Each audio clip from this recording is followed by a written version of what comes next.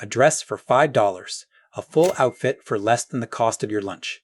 Shipped to your door from the other side of the planet, sometimes for free. You have seen the prices. You know they make no sense. It costs more than $5 just to sew a dress, let alone ship it across an ocean. So how does Shein do it?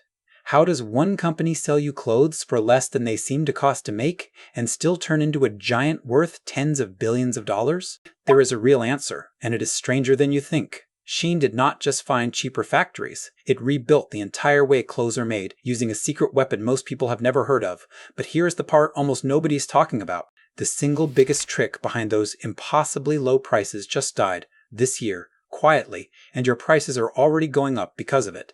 Today we break down exactly why Shein is so unbelievably cheap and why that is about to change forever, drawn simply. Stick with me, because the last reason is the one that affects your wallet starting right now. Let us start with the mystery. A normal clothing brand, the kind you find in a mall, works in a slow and terrifying way. Months before a season, a team of designers guesses what people will want to wear. They place one giant order, thousands and thousands of each item, and ship them to stores around the world. Then they pray. If they guessed right, they sell out and make money. If they guessed wrong, those clothes sit on the rack, get marked down, and eventually get thrown away. This guessing game is expensive, and the cost of every wrong guess is baked into the price you pay for the ones they got right. Now watch what Shein does instead. Shein does not guess. Shein does something that sounds impossible for a clothing company. It makes almost nothing until it knows you want it. This is the secret weapon, and it has a name. It is called on-demand manufacturing. Here is how it actually works. Instead of ordering thousands of a new design, Shein orders a tiny first batch, often just 100 to 200 pieces. That is almost nothing. It puts that tiny batch online and watches, in real time, what happens. If nobody clicks, nobody buys, the design quietly disappears, and Shein barely lost a thing. But if something starts selling, the machine kicks in. Shein instantly tells its factories to make more, hundreds, then thousands, feeding demand only after the demand is already proven. Think about how powerful that is. A normal brand bets big and hopes. Shein makes 1,000 tiny bets, keeps only the winners, and never gets stuck with a warehouse full of clothes nobody wanted. No wrong guesses means no wasted stock, and no wasted stock means the prices can go shockingly low. But to make tiny batches this fast, Shein needed something no traditional brand had. It needed to know what was about to be popular before anyone else did. So Shein became something people do not expect. It became a technology company that happens to sell clothes. Every second, Shein is scanning social media, search trends, and what people are tapping on across the internet. Its software hunts for the tiniest signal that a color, a pattern, or a style is starting to catch on.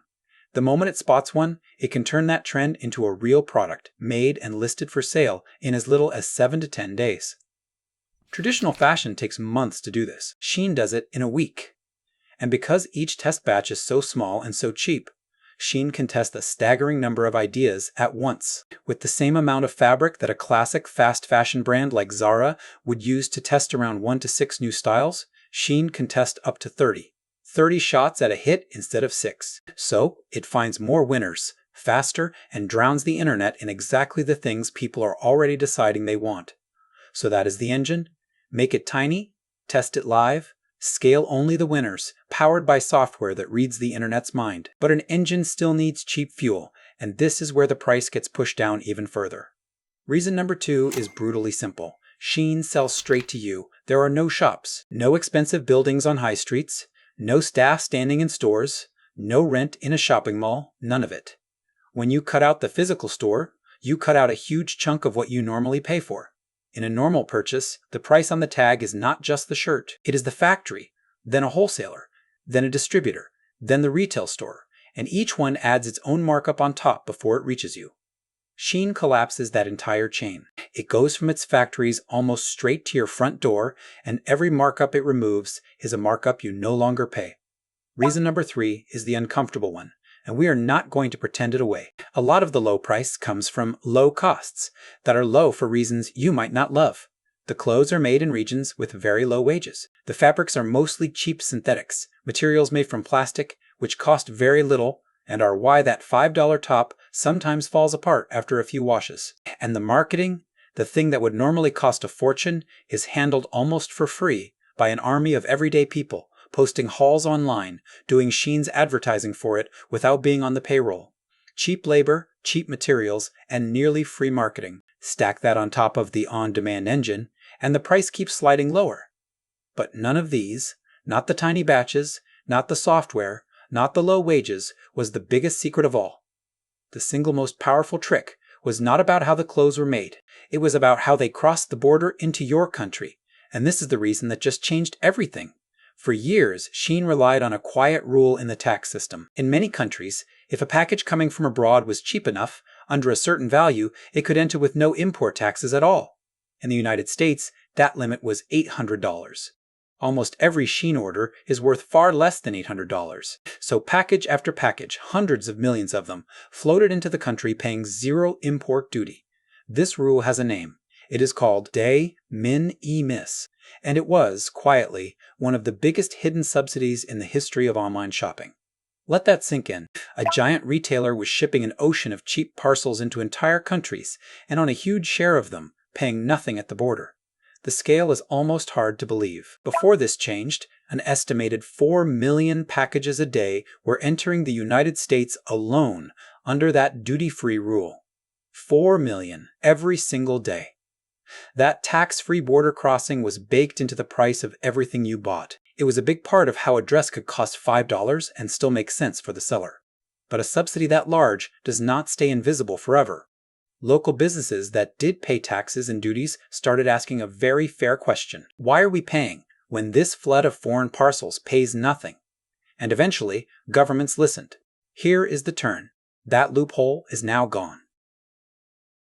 In 2025, the United States removed the duty-free treatment for these low-value parcels coming from China. Then, in early 2026, it closed it for every country because sellers were simply rerouting packages through other nations to sneak around the rule. Europe moved in the same direction, ending its own version of the exemption in 2026 as well. The $800 free pass is finished, and the effect was immediate. Those same cheap parcels now get taxed at the border like everything else. On a $15 dress, that can mean somewhere around $5 in duties, plus handling fees added on top. Across these ultra-cheap shopping platforms, prices have already climbed by roughly 20 to 40% since the change. The magic $5 price you got used to is quietly becoming a $7 or $8 or $10 price. The single biggest reason Shein was so unbelievably cheap was a border loophole, and that loophole just slammed shut. So what does Shein do now? It does what every corner giant does. It adapts. Shein is moving stock into warehouses inside the countries it sells to, importing in bulk, and clearing customs before you ever order, so it pays duties in a smarter, cheaper way rather than parcel by parcel. It is trying to become a little more like a local company and a little less like a flood of foreign packages. It will survive. But the era of the truly impossible price, the one built on that hidden tax-free border, is ending. And this is the part that actually matters for you, because the real lesson of Shein was never really about clothes. It was about the true cost of cheap. When a price is this low, you are not getting a magic deal. You are just not seeing the whole bill. Part of it was paid in disposable quality, clothes designed to be worn a handful of times and thrown away. Part of it was paid by the environment, in mountains of synthetic clothing that does not break down. Part of it was paid by the workers making it for very little, and a big part of it was paid by a tax loophole that everyone else was quietly covering for. The price on the screen was $5. The real price was always higher. Somebody, somewhere, was paying the difference. That is the pattern behind almost every impossibly cheap thing you will ever buy. The number on the tag is never the full story. There is always a hidden cost, in quality, in labor, in the environment, or in a rule that lets someone skip the bill. And when that hidden cost finally comes due, the cheap thing stops being cheap. You just watched it happen to an entire industry in real time. So the next time a price seems too good to be true, do not just ask how they did it. Ask who is actually paying for it. Because it is never nobody. If this helped you see the machine behind the price tag, subscribe. Because that is exactly what this channel does. It breaks down the money behind everyday life, drawn simply. I will see you in the next one.